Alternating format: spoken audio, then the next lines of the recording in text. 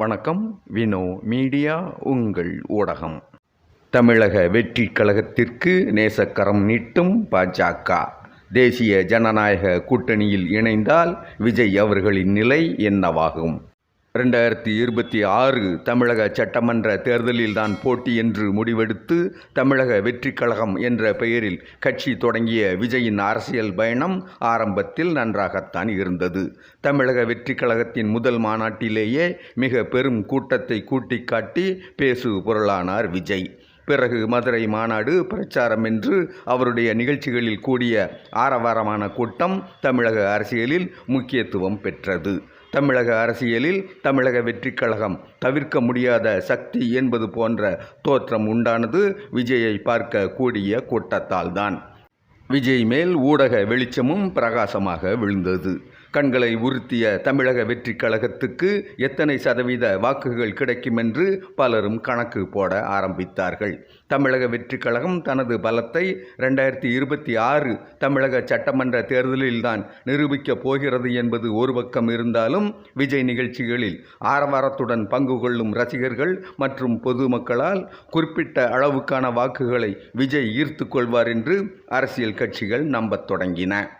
விஜய் என்ற நட்சத்திர ஈர்ப்பினால் திரளும் குறிப்பிட்ட வாக்கு சதவீதம் தவிர திமுகவின் எதிர்ப்பு வாக்குகள், பாஜகவுடன் அதிமுக கூட்டணி வைத்ததால் அதிமுகவை விட்டு விலகும் வாக்குகள், பாஜகவின் எதிர்ப்பு வாக்குகள் என்று மொத்தமாக கூட்டி 15% அளவுக்கு மேல் தமிழக வெற்றி கழகம் வாக்குகளை பெறும் என்று கணிப்பெல்லாம் சொல்லப்பட்டது. இந்த மாதிரியான கணிப்புகள் வந்த பிறகு தேர்தல் களத்தில் நிற்கப் போகும் அரசியல் கட்சிகள் சும்மா இருக்க முடியாதுதான். என்றாலும் விஜய் பற்றி அவ்வளவாக அலட்டி கொள்ளாமல் இருந்த கட்சி திமுக. காரணம், திமுக தலைமையிலான கூட்டணி. திமுக தலைமையில் காங்கிரஸ், கம்யூனிஸ்டுகள், விடுதலை சிறுத்தைகள் கட்சி என்று பலம் வாய்ந்த கூட்டணியாக தொடர்கிறது அது. என்றாலும் ஒரு சின்ன கவலை திமுகவுக்கு இருந்திருக்கலாம். தமிழக வெற்றி கழகத்தின் எழுச்சியால் சிறுபான்மையினரின் வாக்குகள் தமிழக வெற்றி கழகத்தை நோக்கி நகர்ந்து விட கூடுமோ என்ற கவலை அது. அதே நேரத்தில் இஸ்லாமியர்கள் உள்ளிட்ட சிறுபான்மையினர் திமுக கூட்டணியை வெறுப்பதற்கு பெரிய காரணம் எதுவும் இல்லை என்பதால் அவர்களுடைய வாக்குகள் மொத்தத்தையும் இழந்துவிட மாட்டோம் என்ற நம்பிக்கையும் திமுகவுக்கு உண்டு. எதிர்த்தரப்பில் அதிமுகவும் பாஜகவும் கூட்டணி அமைத்து கொண்டு கூட்டணிக்கு மற்ற கட்சிகளை எதிர்பார்த்து காத்திருக்கின்றன. கூட்டணிக்குள் யார் வருவார்கள், வராமல் போவார்கள் என்பதற்கு விடை தெரியாமல் நகர்ந்து கொண்டிருக்கின்றன நாட்கள். இப்படிப்பட்ட அரசியல் சூழலில்தான் தமிழக வெற்றி கழகத்தின் கரூர் பிரச்சார கூட்டத்தில் நெருக்கடியில் சிக்கி பலர் இறந்து போனார்கள், பலர் காயமடைந்தார்கள், நீதிமன்றத்திற்கு போனது பிரச்சனை. தமிழக வெற்றி கழகத்தின் பொதுச் செயலாளர் என். ஆனந்த், துணை பொதுச் செயலாளர் சி.டி. நிர்மல்குமார் ஆகியோருக்கு உயர்நீதிமன்றத்தில் முன்ஜாமீன் மறுக்கப்பட்டது.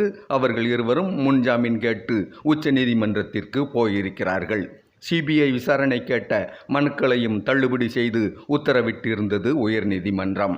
சிபிஐ விசாரணை வேண்டும் என்று யாரும் உச்சநீதிமன்றத்தையும் அணுகப் போகிறார்களா என்பது பற்றி இனிமேல்தான் தெரியும். கரூர் கொடூர சம்பவத்தில் உணர்ச்சி வசப்பட்ட விடுதலை சிறுத்தைகள் கட்சி தலைவர் திருமாவளவன் விஜய் கைது செய்யப்படாதது ஏன் என்று கேட்டார். திமுக கூட்டணியில் இருந்து கொண்டே விஜயை கைது செய்ய திமுக ஏன் பயப்படுகிறது என்ற திருமாவளவன் அவர்களின் அழுத்தமான கேள்வி திமுகவை தர்ம சங்கடத்தில் ஆழ்த்தியிருக்கும். திருமாவளவனின் விமர்சனத்துக்கு பதில் தந்திருக்கிறது திமுக தரப்பு. தேவைப்பட்டால் விஜய் கைது செய்யப்படுவார், தேவை இல்லாமல் யாரையும் கைது செய்ய மாட்டோம் என்று சொல்லி இருக்கிறார் அமைச்சர் துரைமுருகன். கரூர் அசம்பாவித சம்பவம் பற்றி விசாரிக்க நீதிபதி அருணா ஜெகதீசன் அவர்களின் தலைமையில் ஒரு நபர் கமிஷன் அமைக்கப்பட்டிருக்கும் நிலையில் அவருடைய அறிக்கை கிடைத்த பிறகு விஜய் கைது பற்றிய விஷயத்தில் ஒரு தெளிவான முடிவுக்கு அரசு வரக்கூடும். விஜயாக இருந்தாலும் சரி, தமிழக வெற்றி கழகத்தின் மற்ற நிர்வாகிகளாக இருந்தாலும் சரி, ஒருவேளை கைது செய்யப்பட்டாலும் சிறையில் இருக்கப் போவது என்னவோ குறைந்த நாட்கள்தான். அதன் பிறகு வழக்கு விசாரணை முடிந்து குற்றம் நிரூபிக்கப்பட்டால் மட்டும்தான் அவர்களுக்கு பிரச்சனை என்று வரும். நீதிமன்ற வழக்கு விசாரணை என்பதெல்லாம் முடிந்து தீர்ப்பு வருவதற்கு அதிக காலம் ஆகலாம்.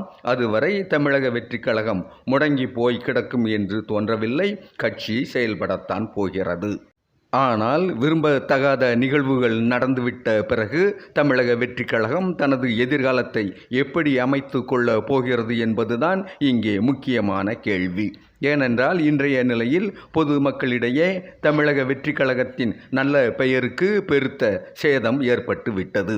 சேதப்பட்ட நல்ல பெயரை முதலில் மீட்டெடுக்க வேண்டிய மிக முக்கியமான கட்டத்தில் இருக்கிறது அந்த கட்சி. அதற்கு கடும் முயற்சியும் கால அவகாசமும் தேவைப்படும். இப்படிப்பட்ட நிலையில்தான் தமிழக வெற்றிக் கழகத்தை கூட்டணிக்கு இழுக்கும் முயற்சியில் ஈடுபட்டிருக்கிறது பாஜக. தேசிய ஜனநாயக கூட்டணியில் தமிழக வெற்றிக் கழகம் இணைந்தால் நல்ல பலன் கிடைக்கும் என்ற சிந்தனையில் இருக்கிறது பாஜக. ஆனால் அதன் முயற்சிகளுக்கு பலன் கிடைக்குமா என்பது பற்றி இப்போது எதுவும் சொல்வதற்கில்லை. ஒருவேளை பாஜக அங்கம் வகிக்கும் கூட்டணியில் தமிழக வெற்றிக் கழகம் இணைந்து செயல்படும் முடிவுக்கு வந்தால் அதன் பிறகு தமிழக வெற்றிக் கழகத்தின் நிலைமை எப்படிப்பட்டதாக இருக்கும் என்பது பற்றி பொது வெளியில் கருத்து பரிமாற்றங்கள் நடக்க தொடங்கி இருக்கின்றன. பாஜகவுடன் தமிழக வெற்றிக் கழகம் கூட்டணி அமைத்தால் தமிழக வெற்றிக் கழகம் தனது தனித்தன்மையை இழந்து விடும் என்று தோன்றுகிறது. பாஜக என்ற கட்சியை கொள்கை எதிரியாக அறிவித்து கொண்டு களத்தில் இறங்கிய பிறகு அதே கட்சியுடன் கூட்டணி அமைத்து கொள்வதென்பது கடும் விமர்சனத்துக்கு உள்ளாகும். இப்போது இருக்கும் குறிப்பிட்ட அளவுக்கான சிறுபான்மையின மக்களின் ஆதரவை இழந்து விடுவார் விஜய். விஜயின் கரூர் பிரச்சார நிகழ்வில் அவருடைய ரசிகர்கள் நடந்து கொண்ட விதம், அங்கே அசம்பாவித சம்பவங்கள் ஏற்பட்ட பிறகு நிகழ்ச்சி ஏற்பாட்டர்கள் பொறுப்பில்லாமல் விலகி போன விதம், முக்கியமாக கட்சியின் தலைவரான விஜயே ஓடிவிட்டார் என்ற அவப்பெயர் எல்லாமாக சேர்ந்து தமிழக வெற்றிக் கழகத்தை இன்று ஒருவித தேக்க நிலையில் வைத்திருக்கிறது. ரசிகர்களின் ஆதரவு நிலைப்பாட்டில் வேண்டுமானால் பெரிய மாற்றம் இல்லாமல் இருக்கலாம். ஆனால் ரசிகர்களை தாண்டி தமிழக வெற்றிக் கழகம் பொதுமக்களை சென்றடைவதில் சிக்கல் ஏற்பட்டிருக்கிறது. ஏனென்றால் நீதிமன்ற கண்டனங்கள், பொது பார்வைக்கு வந்துவிட்ட கரூர் சம்பவம் பற்றிய காணொளிகள் எல்லாம் பொதுமக்களிடம் எதிர்மறையான தாக்கத்தை உண்டாக்கி வைத்திருக்கிறது. இந்த நிலவரத்தோடு பாஜக அங்கம் பெறும் கூட்டணியில் தாவேகா இணைந்து விட்டது என்ற நிலையும் வந்துவிட்டால் தமிழக வெற்றிக் கழகம் அதன் எதிர்காலத்தை இழக்கும் அபாயம் இருக்கிறது. எல்லாவற்றையும் சிந்தித்து விஜய் எந்த முடிவுக்கு வரப்போகிறார் என்பதை பொறுத்திருந்து பார்ப்போம். நன்றி, வணக்கம்.